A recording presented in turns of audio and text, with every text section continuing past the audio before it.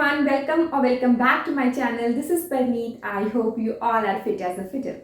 So today in this video lesson, I am going to tell you how you could crack IELTS in first attempt. Yes guys, IELTS इन्ना औखा भी नहीं है but थोड़ा जिहा tricky है। तो सानू पहला ही जो असीं प्रिपेयर करना स्टार्ट करते हैं फर्स्ट टाइम उस टाइम किहड़ियां इंपॉर्टेंट चीज़ां ने जो सानू कंसीडर करनियां पैणगियां so that we could crack it in first attempt है ना। कोई सैकेंड थर्ड अटैम्प्ट नहीं, फर्स्ट अटैम्प्ट दे विच जिन्ना साडा डिजायर्ड बैंड स्कोर है असीं अचीव कर पाइए। बट उस दे लई तुहानू ध्यान देना पएगा। बहुत छोटियां छोटियां चीज़ां हुंदियां ने बट प्रिसाइजली उन्हां नू तुहानू फोकस करना पएगा, कॉन्सनट्रेट करना पएगा।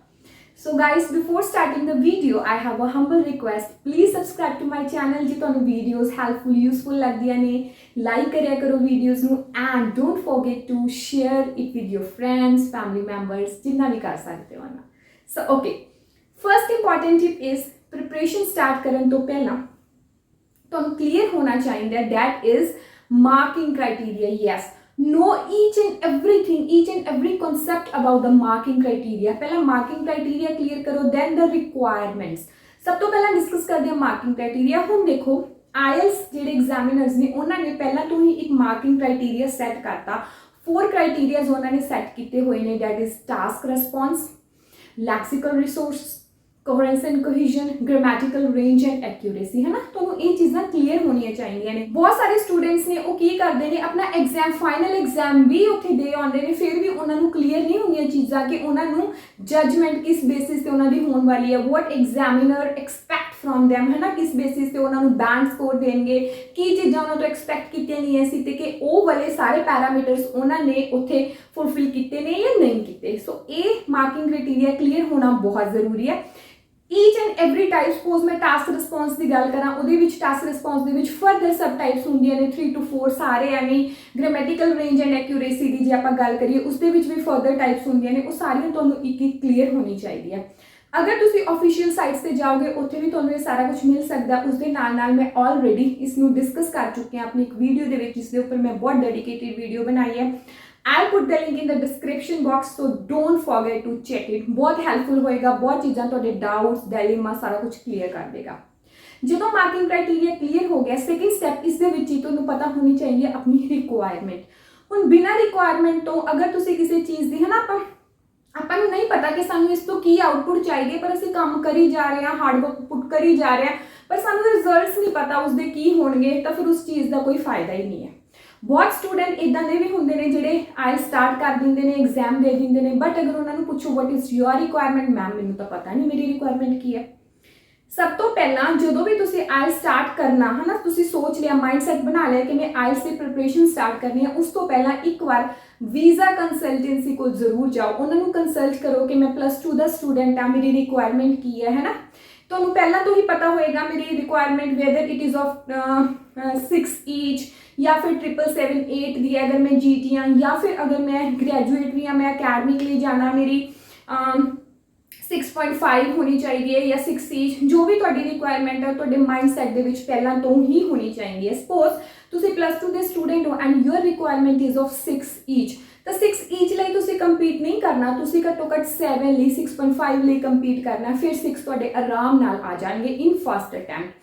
बट ये चीज़ां पहला तो ही क्लीयर होनियां बहुत जरूरी ने। Clear okay. सेकेंड इज हुण ये मार्किंग क्राइटेरिया तुहानू पता लग गया तुहाडी रिक्वायरमेंट की है, फिर तुसी स्टार्ट करोगे अपनी प्रिपरेशन स्टार्ट करते time in the beginning 2-3 days दे विच ही तुहानू की होना चाहिए understanding of each and every question type. Yes it is the second tip.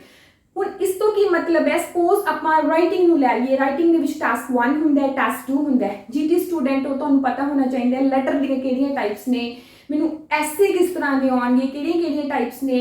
Academic student हो प्रॉपर ग्राफ्स की टाइप्स क्लीयर होनी चाहिए ने, सेम वे ऐसे का फॉर्मेट क्लीयर होना चाहिए, उन्हें टाइप्स क्लीयर होनी चाहिए ने।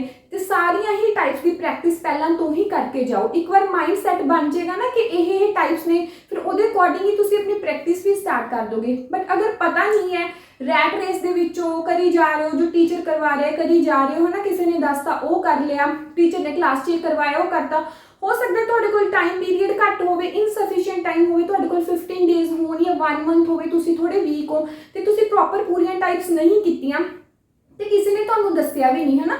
सो स्टार्टिंग तो गाइज अगर ये चीज़ां क्लीयर होणगियां ना तो फिर तुहानूं प्रॉब्लम नहीं आउणगियां, किते भी तुसीं प्रॉब्लम फेस नहीं करोगे। अगर सारियां टाइप्स क्लीयर करके जाओगे, प्रैक्टिस करके जाओगे, तो मैनूं नहीं लगता कि तुहाडा डिजायर्ड बैंड अचीव नहीं होएगा।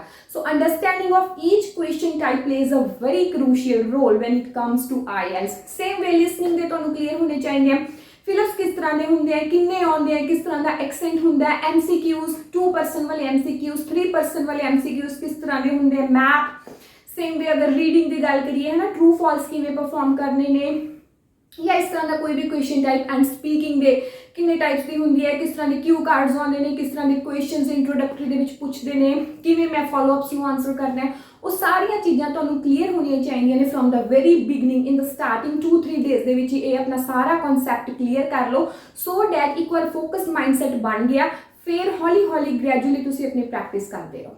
Clear. So third important tip is make your own strategies. Yes, हुण मेक योर ओन स्ट्रैटेजीज का की मतलब है, सपोज अगर मैं अपनी गल करा, मेरा किसी प्रॉब्लम नूं सॉल्व करन दा, किसी क्वेश्चन टाइप नूं सॉल्व करन दा एक डिफरेंट वे है ना, इस तरह ही तुहाडा डिफरेंट वे है, तुहाडे कलीग दा डिफरेंट होएगा, तुहाडे फ्रेंड दा डिफरेंट होएगा। स्टार्टिंग तो की करो, एक बार समझ लो है ना, तुहानूं पता लग गया कि ट्रू फॉल्स इस तरीके नाल परफॉर्म किए जाते हैं, मैच द हैडिंग्स ने इस तरह परफॉर्म किए जाते हैं, फिलअप्स ने ये आह चीज़ों का ध्यान रखना है, की डूज ने की डोंट्स ने, वो सारिया चीज़ां तुहाडियां क्लीयर हो गई। फिर की करो, अपनियां ओन स्ट्रैटेजीज बनाओ। हुण हर एक परसन का किसी प्रॉब्लम नूं किसी चीज़ नूं सॉल्व करन दा डिफरेंट वे हुंदा, डिफरेंट परसपैक्टिव और different angle I must say है ना, उस पर वर्क करो।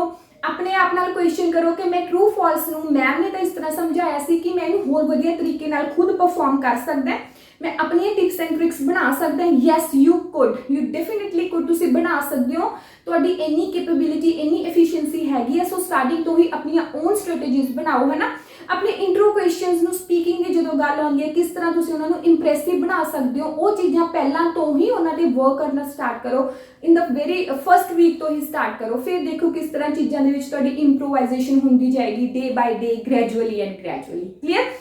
So fourth important tip here is practice. Yes, now we have a big question, how we should practice and from where should we practice, है ना। ये बहुत ज़्यादा डायलेमा कि कित्थों करिए ते किवें करिए। देखो कित्थों करन दे लई मैं हमेशा तुहानूं एक सुजैशन दवांगी कि हमेशा ऑफिशियल साइट्स तो प्रैक्टिस करो। दो बहुत ज़्यादा मटीरियल अवेलेबल है लोकल साइट्स से, यूट्यूब पे बहुत मटीरियल तुहानूं मिलेगा है ना, इंस्टीट्यूशंस भी अपना मटीरियल प्रोवाइड करते हैं, but when you practice from official sites तुहानूं बहुत ज़्यादा बेनिफिट्स होंगे। Let's say number 1 is authenticity, number 2 is you will come to know the level, to know the difficulty level है ना, चैलेंजिंग क्वेश्चंस तुसीं face करोगे वो तुहानूं पहलां तो ही क्लीयर होणगे। Number 3 is understanding of each and every question type, वो तुहानूं ये बुक्स तो ही क्लीयर होएगा। हुण कैम्ब्रिज दी जिहड़ियां बुक्स ने वो तुसीं 9 तो स्टार्ट कर सकते हो, 8 तो स्टार्ट कर सकते हो, इस तरह 17 तक हुण तां बुक्स अवेलेबल ने है ना। तुसीं उन्हां दी सारियां दी 1 by 1 पहला फर्स्ट बुक करो, फिर सेकंड करो, थर्ड करो, इस तरह मूव करते जाओ। एक प्लान बनाओ, प्रॉपर अपना स्कैड्यूल बनाओ, जिन्ना तुहाडे कोल टाइम पीरियड है कि ट्राई करो कि सारियां बुक्स नूं एक बार तां तुसीं देख के ही जाओ, उन्हां दी प्रैक्टिस करके ही जाओ। Clear. Okay, fifth important tip is learn from your own mistakes. Yes, अपनी खुद असेसमेंट करो, अपने मेंटोर खुद बन जाओ। देखो हुण ਜਦੋਂ ਅਸੀਂ प्रैक्टिस करनी स्टार्ट ਕਰਦੇ ਆ ਨਾ, ਉਹਦੇ ਵਿੱਚ ਕੁਝ ਮਿਸਟੇਕਸ ਇਹੋ ਜਿਹੀਆਂ ਹੁੰਦੀਆਂ ਨੇ ਜਿਹੜੀਆਂ ਅਸੀਂ ਰਿਪੀਟ ਕਰਦੇ ਜਾਂਦੇ ਆ ਉਹਨਾਂ ਤੇ ਅਸੀਂ ਧਿਆਨ ਹੀ ਨਹੀਂ ਦਿੰਦੇ। ਗਾइस ਇਟਸ ਅ ਬਿਗ ਬਲੰਡਰ है ना। सपोज तुसीं इट दे नाल तुसीं प्रोवाइड लिखी जा रहे हो, तुहानूं पता भी है कि SES आउंदा इट दे नाल, सिंगुलर दे नाल है ना, इट प्रोवाइड्स आएगा, फिर भी तुसीं उही रिपीटेड मिस्टेक्स करी जा रहे हो। ਜਦੋਂ तक कॉन्शियसली चीज़ां नूं नहीं देखोगे, इंप्रूवमेंट नहीं करोगे, फिर उही चीज़ां तुहाडीआं लैक करनगीआं ਜਦੋਂ तुसीं फाइनल एग्जाम दे के आओगे, बिकॉज तुसीं उह चीज़ दे हैबिचुअल बन जाओगे, उत्थे भी वो ब्लंडर कमिट करके ही आओगे। सो स्टार्टिंग तो ही अपनी मिस्टेक जो भी मिस्टेक्स ने उन्हां नूं प्रॉपर कॉन्शियस माइंड दे नाल देखो, जज करो, खुद असेसमेंट करो, खुद अपने टीचर बनो। चाहे उन्होंने एक सैपरेट नोटबुक ते सैपरेट पेज ते उन्होंने लिख सकते हो है ना, सो डैट जो सपोज एक टास्क दे विच तुसीं मिस्टेक्स कीतियां, सैकेंड दे विच भी तुसीं उन्होंने रिपीट किया, तो उन्होंने एक जगह नोट डाउन कर लो। फिर जो थर्ड टास्क लिखन जा रहे हो ना, पहला उन्होंने गो थ्रू करो कि मैं ये मिस्टेक्स हुण 2 टास्क दे विच कर चुकी हूँ, थर्ड दे विच तां बाय एनी हाउ मैं इन्हों कमिट नहीं करना। इस तरह इंप्रूव होएगी। Same way let's say about spellings भी कुछ है जो स्पैलिंग होंगे ने, लाइक रिसीव, परसीव है ना, इस तरह के स्पैलिंग्स ਅਸੀਂ बहुत गलत कर जाते हैं। कुछ कॉमन स्पैलिंग्स भी होंगे ने, जिवें मैं लिसनिंग ਦੇ भी ऑलरेडी एक स्पैलिंग्स ਤੇ एक शॉर्ट बनाया ਸੀ कि ਇਹ कॉमन स्पैलिंग्स होंगे ने, लाइक स्ट्रेटजीज, चॉकलेट, है ना, कॉम्प्लीमेंट, कॉम्प्लीमेंट, होमोफोन्स की भी मैं ऑलरेडी वीडियो तुहानूं प्रोवाइड कर चुकी हूँ, सारिਆਂ ਨੂੰ ਤੁਸੀਂ देख सकते हो, बहुत हैल्पफुल होणगीਆਂ। सेम वे स्पैलिंग्स ਨੂੰ भी अलग पेज ਤੇ अलग कॉपी ਤੇ नोट डाउन करो। स्पीकिंग ਦੇ ਵਿੱਚ ਇਸ ਤਰ੍ਹਾਂ ਹੀ ਤੁਸੀਂ ਪ੍ਰੋਨੰਸੀਏਸ਼ਨ ਨੂੰ कर सकते हो, है ना। रीडिंग लिसनिंग ਦੇ ਵਿੱਚ ਸਪੋਜ਼ ਤੁਹਾਡੇ 40 ਦੇ ਵਿੱਚੋਂ ਤੁਹਾਡੀ ਸਟਾਰਟਿੰਗ ਦੇ ਵਿੱਚ 25 ਆ ਰਹੇ ਨੇ, 30 ਆ ਰਹੇ ਨੇ, ਤਾਂ ਸਟਾਰਟ ਇਹ ਨਾ ਕਰੋ ਕਿ ਠੀਕ ਹੈ ਮੈਂ 30 ਲੈ ਲਿਆ, ਮੇਰੀ ਕੱਲ ਤੋਂ ਇੰਪਰੂਵਮੈਂਟ ਹੋਈ, ਇਦਾਂ ਨਾ ਕਰੋ। ਬਟ ਤੁਸੀਂ ਕੀ ਕਰੋ, ਇਹ ਦੇਖੋ ਕਿ ਮੇਰੇ ਕਿਹੜੇ ਕੁਐਸਚਨ ਟਾਈਪ ਗਲਤ ਨੇ, ਫਿਰ ਉਹਨਾਂ ਨੂੰ ਆਪਣੇ ਖੁਦ ਨੂੰ ਕੁਐਸਚਨ ਕਰੋ ਕਿ ਮੈਂ ਇਹ ਕੁਐਸਚਨ ਟਾਈਪਸ ਨੂੰ ਗਲਤ ਕਿਉਂ ਕੀਤਾ ਹੈ। ਜੇ ਇਸ ਤਰ੍ਹਾਂ ਕੁਐਸਚਨ ਕਰੋਗੇ ਖੁਦ ਨੂੰ, ਫਿਰ ਕੀ ਕਰੋਗੇ, ਇੱਕ ਮਾਈਂਡ ਸੈਟ ਬਣ ਜਾਏਗਾ। ਦੇਖਿਓ ਅਗਲੀ ਵਾਰ ਜਾਂ ਫਿਰ 2-3 ਰੀਡਿੰਗਸ ਜਾਂ ਲਿਸਨਿੰਗ ਪਰਫਾਰਮ ਕਰਨ ਤੋਂ ਬਾਅਦ सेम टाइप मिस्टेक्स तुसी नहीं करोगे, तो इंप्रूवमेंट पक्का होएगी। Clear. So last 6th important tip here is time management. Yes, time management plays a very significant role in each and every module. 4 modules ਦੇ ਵਿੱਚ let's say writing the task ਇੰਨੇ time ਦੇ ਵਿੱਚ ਮੈਂ perform ਕਰਨਾ ਹੈ, task 1 ਨੂੰ 15 ਦੇ ਵਿੱਚ ਕਰੂੰਗਾ, ਬਾਕੀ 5 minutes ਮੈਂ proof reading ਕਰਾਂ। task 2 ਨੂੰ I'll always try to complete in 30 to 35 minutes so that end ਵਾਲੇ 5 minute ਦੇ ਵਿੱਚ ਮੈਂ proof read ਕਰ ਸਕਾਂ, ਆਪਣੀਆਂ ਗਲਤੀਆਂ ਨੂੰ ਖੁਦ rectify ਕਰਾਂ, ਜੱਜ ਕਰਾਂ, ਹੈ ਨਾ। सेम वे रीडिंग तुसी जो भी प्रैक्टिस करते हो, लिसनिंग प्रैक्टिस करते हो, हमेशा अपना टाइमर ऑन रखो, है ना। रीडिंग के सैक्शन वाइज, सैक्शन फर्स्ट ਨੂੰ 15 मिनट्स तो ज़्यादा मैं लाने ही नहीं, सैकेंड ਨੂੰ 16 to 18 ਦੇ ਵਿੱਚ ਕੰਪਲੀਟ ਕਰਨਾ ਹੈ, एंड थर्ड ਨੂੰ 25 ਦੇ ਵਿੱਚ ਕੰਪਲੀਟ ਕਰਨਾ ਹੈ, ठीक है। इस तरह लिसनिंग ਤੁਸੀਂ रिकॉर्डिंग ਦੇ अकॉर्डिंग सुन के कंप्लीट ਤਾਂ ਕਰ ਲੈਣੀ ਹੋ, ਬਟ ਜਿਹੜੀ ਲਾਸਟ ਵਾਲੇ 10 ਮਿੰਟਸ ਹੁੰਦੇ ਨੇ ਜੋ ਤੁਸੀਂ ਟ੍ਰਾਂਸਫਰ ਕਰਦੇ ਹੋ answers on the answer sheet, वो बहुत क्रूशियल होंदा, ओदी भी पहला तो ही प्रैक्टिस करनी स्टार्ट करो। सेम वे स्पीकिंग, हुण जदों असीं स्पीकिंग परफॉर्म करते हैं ना या प्रैक्टिस करते हैं, उदों असीं टाइमर नहीं लाउंदे, ਤੁਹਾਨੂੰ ਉੱਥੇ 1 ਮਿੰਟ ਮਿਲੇਗਾ ਟੂ ਪ੍ਰੀਪੇਅਰ। ਉਹ 1 ਮਿੰਟ ਦੇ ਵਿੱਚ ਬੱਚੇ ਬਹੁਤ ਜ਼ਿਆਦਾ ਉਹਨਾਂ ਲਈ ਚੈਲੰਜਿੰਗ ਫੇਸ ਹੋ ਜਾਂਦਾ ਹੈ in the during the time of final exam, ਹੈ ਨਾ।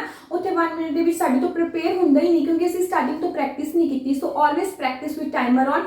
1 ਮਿੰਟ ਲਗਾਓ, ਜਿੰਨਾ ਤੁਹਾਡਾ ਤਿਆਰ ਹੋ ਗਿਆ, ਜਿੰਨਾ ਪ੍ਰੀਪੇਅਰ ਕਰ ਲਿਆ, ਉਸ ਨੂੰ ਹੀ 2 ਮਿੰਟਸ ਦੇ ਵਿੱਚ ਬੋਲੋ, ਠੀਕ ਹੈ। ਇਸ ਤਰ੍ਹਾਂ ਫਿਰ ਟਾਈਮਰ ਲਗਾਓ 2 ਮਿੰਟਸ ਦੇ ਲਈ, 2 ਮਿੰਟਸ ਦੇ ਵਿੱਚ ਬੋਲੋ। ਪ੍ਰੈਕਟਿਸ ਟਾਈਮ 2 to 2.5 ਮਿੰਟ ਦੇ ਵਿੱਚ ਬੋਲੋ, ਫਿਰ ਉੱਥੇ 2 ਮਿੰਟਸ ਲਈ ਤਾਂ ਤੁਸੀਂ ਐਟਲੀਸਟ ਬੋਲ ਕੇ ਹੀ ਆਓਗੇ। Clear.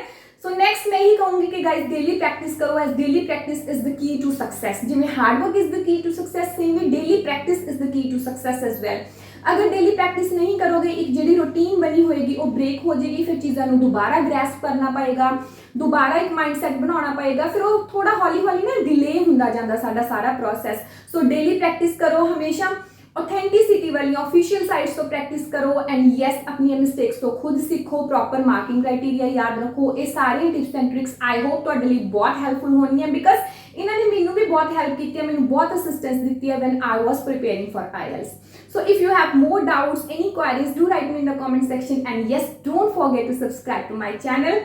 Don't forget to hit the like button and share the video and my channel with your friends, family members, जिहदे नाल भी तुसीं करना है। Thank you so much. Bye bye. Take care.